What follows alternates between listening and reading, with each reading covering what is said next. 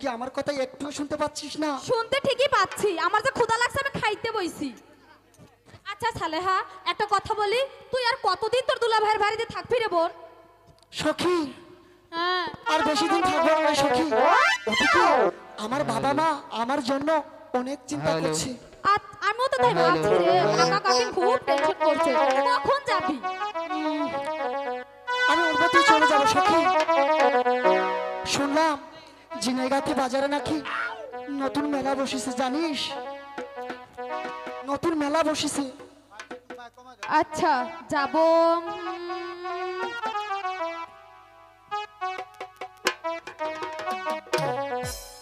এই সখী, হ্যাঁ বল, হ্যাঁ যাবো রে।